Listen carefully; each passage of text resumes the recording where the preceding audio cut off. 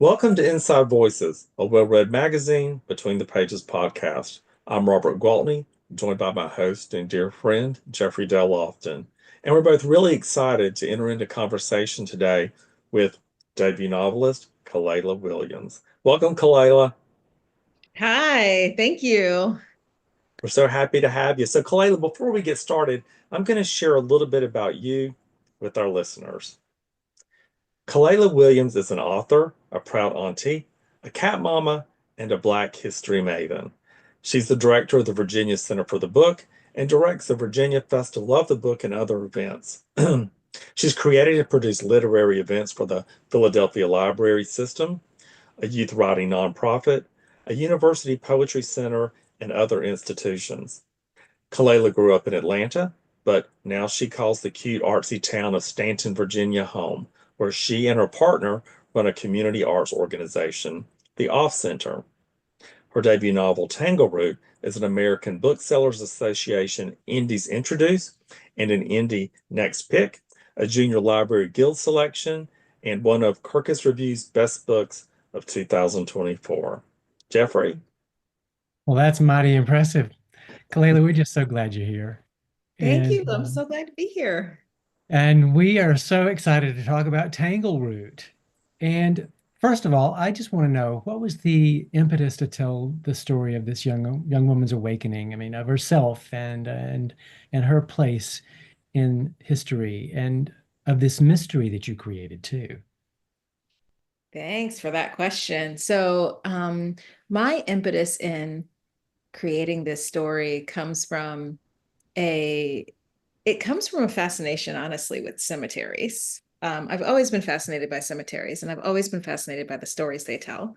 And when I moved to Virginia many, many years ago, in my early 20s, I would run across all of these old cemeteries, and I'd see old plantation homes, and sometimes you'd see even places where the plantation house is not there, but the cemetery is still there. And you see these stories told in marble. And in Tangleroot, we have a young woman who discovers a cemetery on a former plantation, and that former plantation is now her home. It's a place where she and her mother moved to, and it is the centerpiece of this plantation is a house that her enslaved ancestor built. And so this idea of this story that's hidden in plain sight near this home was really compelling to me. And that's what really generated this interest in creating Tangleroot. And the idea of a mystery, because you think about it, you think about these old cemeteries and you think about the mysteries they're in. You see these names and these dates and you wonder, who are these people? At least I do. And what are their stories? And so that was what came into play as I was thinking about Tangleroot. And in the story of Tangleroot, there's the cemetery of the White family, which is right there in plain sight. It's hidden by some brush a little bit, but it's right there. And then somewhere on the property, there's also the cemetery of enslaved people, which does not have markers, which does not have tombstones, gravestones. And so there's a mystery there too. And there's even more of a mystery in unearthing the stories of the people who would have been buried there. Yeah, I love how you show that you show history by showing what is missing. Like there's no physical representation of all of these people who created this place, and yet there are these markers that say some people were here. Mm. It shows how unfair the our history and the way that we record it is. Yeah, I really wanted to portray that. Thank you for pulling that out. So the novel Kalela, is a story of family history, but at the core, it's also a mother and daughter story. Talk about the relationship between Noni and her mother. Yes. So Noni is she's a teenager. She's 17 years old. She turns 18 pretty early in the book, and she's just chafing at the bit to become a real adult, to become, she knows, okay, I'm going to be 18, I'm going to be an adult. Woo. But that's not how it works. And Noni is also, she's pretty snarky. She's pretty irreverent.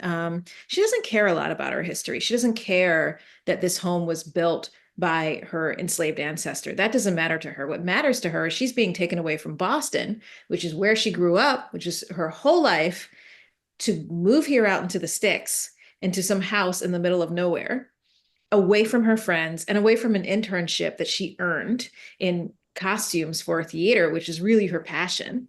And then she's got this mom who is a perfectionist, who's a college president, who's moving to Virginia to become a college president after being a dean at Harvard, who has 2 PhDs, who is perfect in every single way, it seems.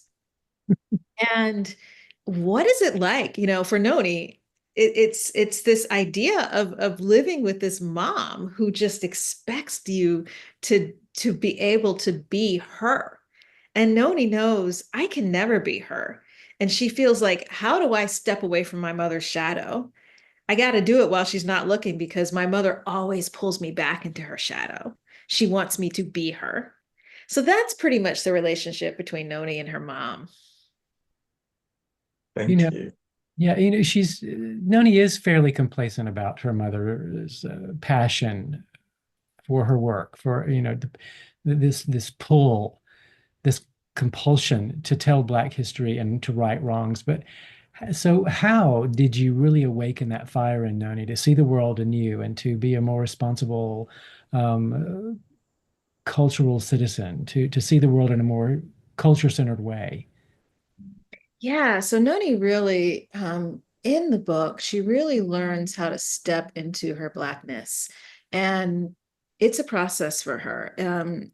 Her life has been trying to fit in with her friends. And she's learning that sometimes fitting in with her friends means that sometimes she just can't. Sometimes she just can't quite fit in with her friends from Boston and from Wellesley, which is, of course, a suburb outside of Boston, which is a mostly white suburb. She can't quite get there. And so she doesn't quite know where she fits. And I wanted to show how she can really awaken herself, as you said. And one way that she does this is by moving into this place where she's thinking, I'm living with these Hicks in this town. Everybody's backwards. She's working at this restaurant called Charm on the Farm, which is a farm themed restaurant and actually there's actually a farm nearby with real cows. She's not keen on this. And she makes mistakes with some of the people who she's interacting with. She has her own biases. And I wanted to show her with her own biases and her overcoming her own biases because, as teenagers, especially when we haven't experienced much of the world, considering, what we might experience as adults, a lot of times we come into it with biases because we don't know any better. And Noni's got to learn. And so in stepping into who she is, she's got to step into some horse poop, frankly, or cow poop or whatever. She's got to make mistakes. She's got to mess up. And that's really how I wanted to create her in this culture-centered way, in a way that where she can learn how to affirm her own identity as a Black woman. Hmm. And also you mentioned her mother. She you portray her as a superhero of sorts. She's not afraid of bears at all, but she's deathly afraid of cats. And she even admits at one point that she seems a little, timid about this, and maybe even a little ashamed that she didn't stand up for herself when some college-age students taunted her. So why, you talked a bit about Noni and her path, but why did you choose to show Radiance, the mother, and who's such a strong person, bold person, smart person, accomplished person? You showed these chinks in her armor. Will you tell us a little bit about the character development there? Yeah, so I had in mind Radiance, again, this perfectionist, this light, this brilliance. Everybody thinks she's brilliant, and she is. She is truly brilliant. And the scholar, she's written books. She's almost becoming a household name. Noni is studying her books in her Black Studies class, which doesn't make her happy about that. It's like, oh my gosh, my mom is just everywhere. I can't get away from her. But I did want to show that Radiance is indeed not perfect. She does struggle with parenthood. She is a college president, and yet she struggles with her own college-age daughter. She is, as you mentioned, at one point she goes to a bar in Lynchburg and she's just having a glass of wine. She's relaying this story to Noni, and some guys, they sort of intimidate her, and she just puts down a 20 and leaves. Without even waiting for the check for her drink. She just puts down some cash and leaves. That actually happened to me at one point, and I wanted to relay this experience. There's this image of one of the guys just sort of bumping her shoulder aggressively, and that happened to me. I did the same thing. I put down a 20 and I left immediately. But cats, these small animals, cats. I wanted her to be afraid of something that is small, but also I thought, if there's any pet that Radiance would be afraid of, it would be cats, because cats want to do their own thing. And cats have their own personalities, and cats have their own agendas. And if she's going to be afraid of anything, it's going to be cats. It's going to be this creature that really wants to be herself, themselves. So yeah. And I thought also it's kind of funny. It's kind of funny that she indeed is she kind of plays it off like, oh, she doesn't say she's allergic, but she kind of, implies that she's allergic, but really she's terrified. She has a phobia, and it's irrational, and it's cats. Of the independence. Yeah. I have 3 cats, and honestly, sometimes I'm afraid of them too, especially if I'm late giving them food. But but yeah, she is afraid of that independence. Oh, I love the name Radiance, and I love when an author really takes time and care in naming their characters. I wonder if there's a character anywhere in the history of fiction that's ever been named Radiance. We'll have to look into that. Are you aware, Kalela, if I'm Radiance has not. ever been used before? There used to be a girl when I was in the 6th grade. I was taking an introduction to ballet class, and there was a girl in the class named Radiance, and I love that name, and it's just kind of stuck with me. So It's a great name. there you are. Radiance. So Radiance is an educator, and she wrote this best-selling book, The Remember. It's even used as a resource in a Black history class that Noni takes. I'd love to hear about your research process in getting all of those facts right. Yeah, so there was so much research that was involved in Tangleroot, because not only are we finding snippets of this fictional book that Radiance wrote, that is, these are fictional accounts of people who lived during enslavement, and the story goes that in the early 1900s, these 2 scholars from Harvard went around taking their stories down and writing down their stories. And this is based on the Federal Writers Project, their project interviewing formerly enslaved people. And this, of course, was a Works Progress Administration project that was done in the 1930s. So I just kind of took this history, borrowed it a little bit, changed it fictionally, and then I used actual narratives from formerly enslaved people that were part of this project, and I rewrote them.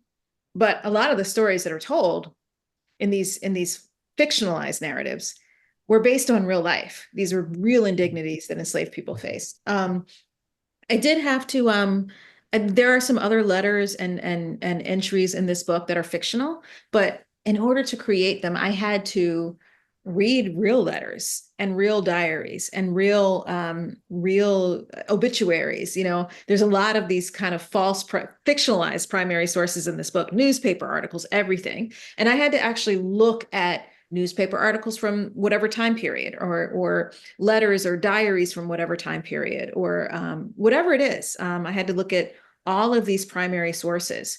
Noni also takes a deep dive into learning the history of her house. She goes to the Library of Virginia. She does research. And I actually had to kind of, I don't want to say retrace her steps because she's fictional. She never actually took those steps, but I actually had to walk that path myself and do some things so that I could better describe this tactile process of her learning how to use a microfilm machine, for instance.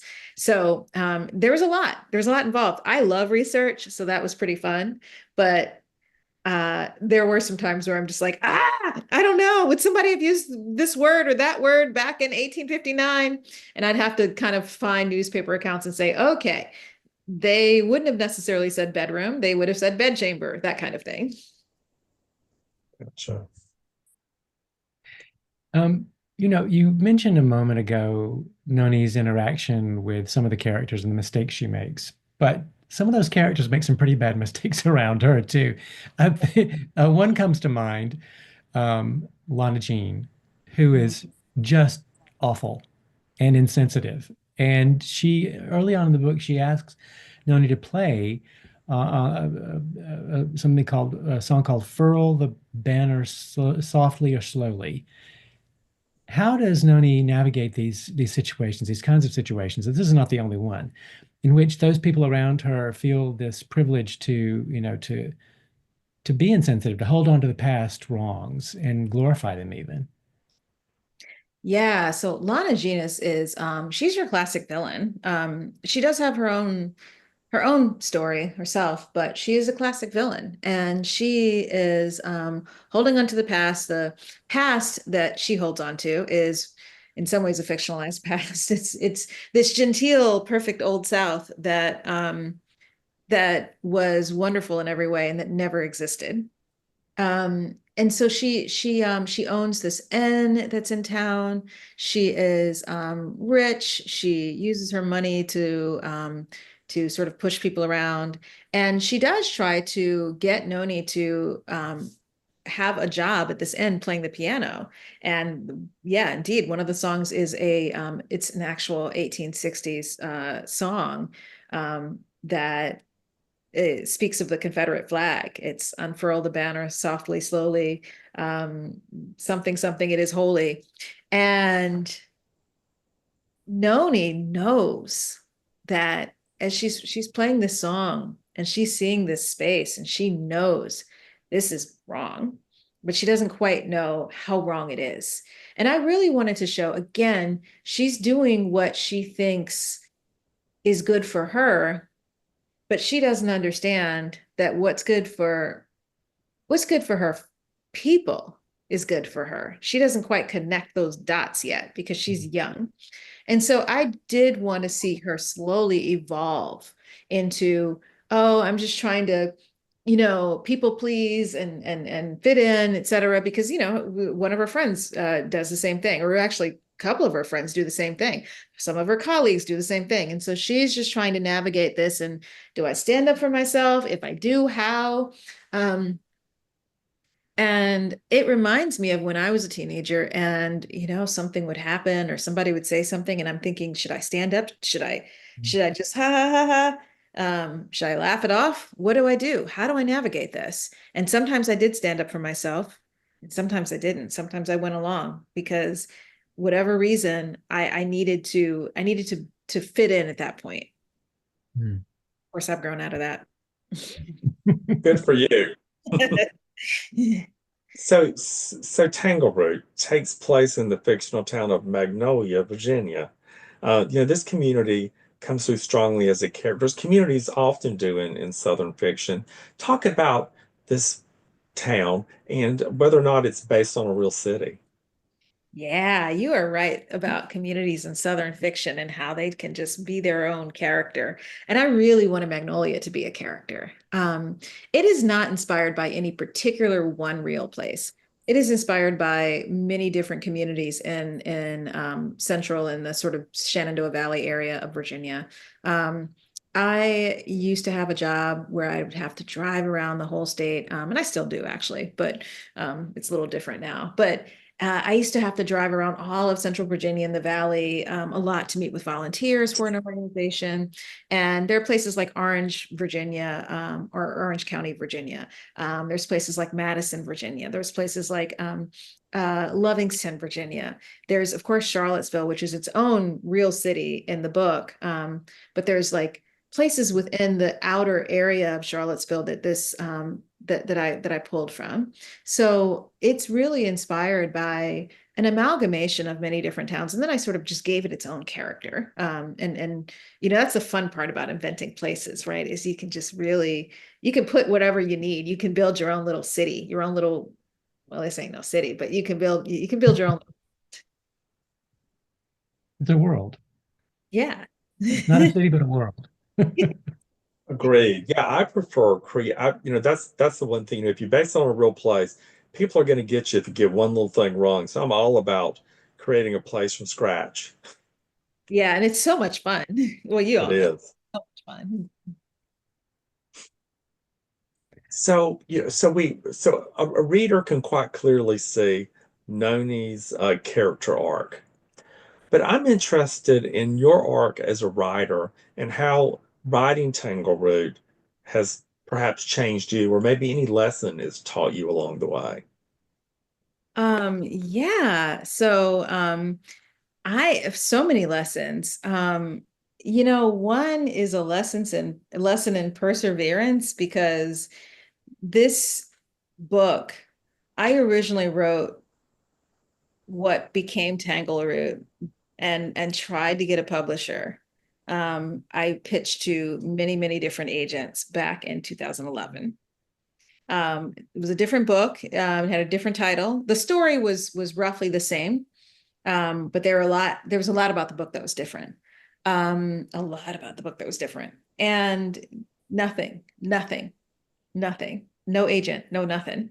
So that was discouraging. I mean, discouraging is an understatement. It was pretty devastating. It felt very devastating because I had worked so hard and researched so much and invested so much into this book. And I had to just kind of put it away. And then in 2020, I decided to pick it back up again, and I decided to try again. And I did some revisions, some rewrites. I changed a lot about it. And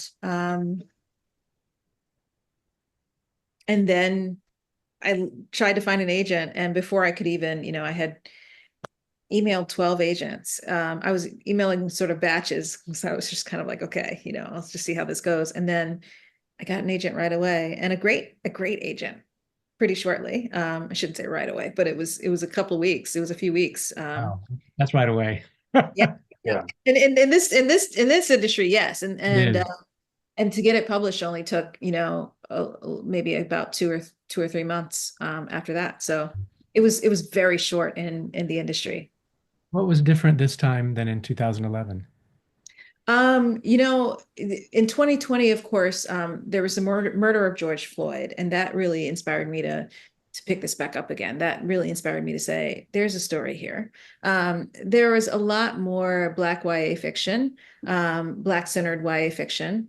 And I thought, there's more of a market here than there was maybe when I tried to do this before. There's a personal urgency of just really wanting this story to be out there. And there was, of course, the incidents in 2017, the white supremacist rally in Charlottesville. There had just been so many reckonings that I felt like this needs to come back. And so that's what changed. Mm-hmm. And I was also just frankly a stronger writer. I mean, 10 years will do that to you. Yeah, absolutely. I feel like, and Jeffrey and I have talked about this. I think you're quite one person at the beginning of a novel and quite a different person at the end. And I think that that's the sort of growth that we all sort of strive for and that we hope for, of course. Yeah, absolutely. You don't want to be static. No, No. absolutely not. So Noni, is an artist struggling to find her way as she navigates several monumental life changes. Um, you talked a little bit about your journey as an author. 2011 and picking it back up in in in 2020. I'm curious to know perhaps what you're working on now or what's next for you. Yeah, I'm curious to know that too. Yeah, I'm not sure. I'm not sure quite what's next. I'm always writing something, either on paper or I always call it thought work. I think another YA will be in the works. I think I'm really I'm really loving this writing for this age group. It's challenging and it's interesting and it gives me perspective that I enjoy having. So I think there would be something else. I might, you never know. I don't think I'm going to get into like fantasy or anything like that, but I don't know how I'm going to treat history next. But there will be history. There will always be history. That's That's wonderful. awesome. So, Kalela, our half hour has gone by in a blink. But Jeffrey and I we had the opportunity I had the opportunity to meet you at the Louisiana Book Festival, and Jeffrey had met you previously. And it's just, I knew that we would have a lovely time together, and we certainly have. And I wish you every success with Tangleroot. Thank you so much. And thank you both for the attention and care that you put into this book. And thank you for the works that you write. I love Southern literature and I love Southerners. I'm a Southerner and I love Well, we love you. but Yeah. but I've got my Well, favorite. well, For it to be Kalela, going when you so, get that next, go ahead, Jeffrey. as you say, out of the gate, it's been so well received, and it must be so exciting to have waited so long for this and for it to be happening. So congratulations. Thank you. Yeah, thank you. Congratulations. And when that next book is written, you have to promise that you're going to come back and chat with us. Yeah, that's Oh, right. absolutely. Oh, yeah, I definitely will. This was lovely. Thank you all so much. Wonderful. Thank you, Kalela. And gentle listeners, until next time, for Well Read Magazines Inside Voices, I'm Robert Gwaltney. And I'm Jeffrey Dale Lofton. And remember, to be creative is to be courageous. Thanks for joining us.